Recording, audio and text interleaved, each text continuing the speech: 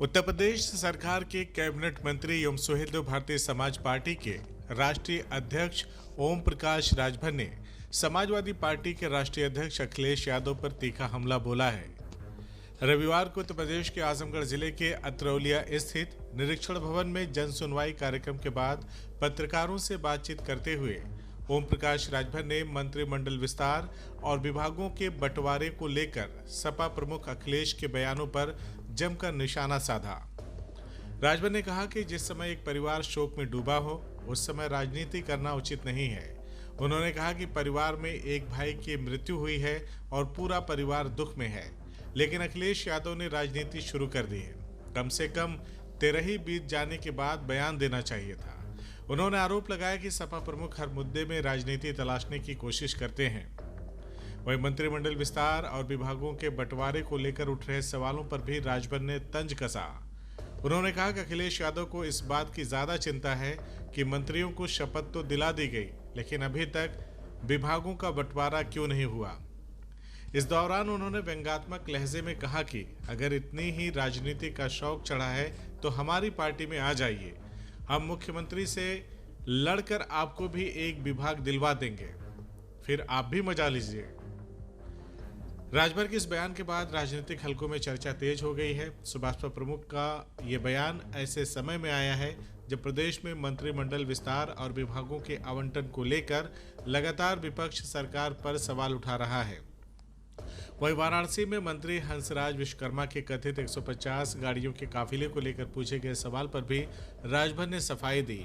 उन्होंने कहा कि किसी भी जनप्रतिनिधि के साथ समर्थकों और कार्यकर्ताओं की गाड़ी स्वतः जुड़ जाती है, इसे मंत्री का आधिकारिक काफिला बताना गलत है। उन्होंने कहा कि विपक्ष और कुछ लोग इस मुद्दे को बढ़ा चढ़ाकर पेश कर रहे हैं। राजभर ने पूरे मामले को भ्रामक और झूठी खबर करार देते हुए कहा कि मंत्री के साथ चलने वाली हर गाड़ी सरकारी काफिले का हिस्सा नहीं होती। पत्रकारों से बातचीत के दौरान ओम प्रकाश राजभर ने विपक्ष पर हमला जारी रखते हुए कहा कि जनता सब कुछ देख रही है और प्रदेश सरकार विकास कार्यों के लिए पूरी गंभीरता से काम कर रही है। उन्होंने दावा किया कि सरकार की योजनाओं का लाभ अंतिम व्यक्ति तक पहुंचाया जा रहा है और विपक्ष सिर्फ बयानबाजी कर रहा है। देखिए, परिवार में एक भाई की डेथ हुई है, पूरा परिवार शोकाकुल है और अखिलेश जी राजनीति शुरू कर दिए।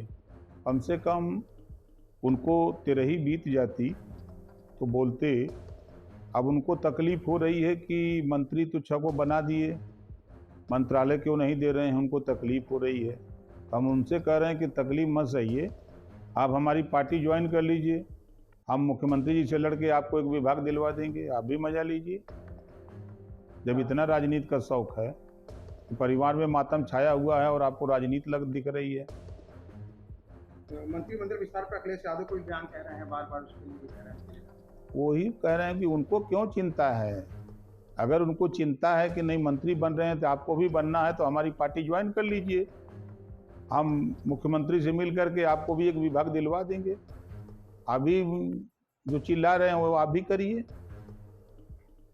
देश के प्रधानमंत्री नरेंद्र मोदी डीजल और पेट्रोल की कीमतों को ध्यान रखते हुए गाड़ी के काफिले कम करने का है। वहीं बनारस में मंत्री हंसराज विश्वकर्मा 150 गाड़ी के काफिला के साथ बनारस पहुंचे, क्या कहना चाहिए? देखिए, जब आदमी नेता गाड़ी से चलता है जाता होगा। अब फोटो खींच रहे हैं, जैसे आप ही फोटो खींचिए, पीछे गाड़ियां जितनी लगी हैं जा रही हैं तो नेता की गाड़ी है। एक नेता बदे जिसके पास 150 गाड़ी हो। नेता नहीं समर्थन है लगातार? नहीं, ऐसा कुछ नहीं है, झूठी खबर है।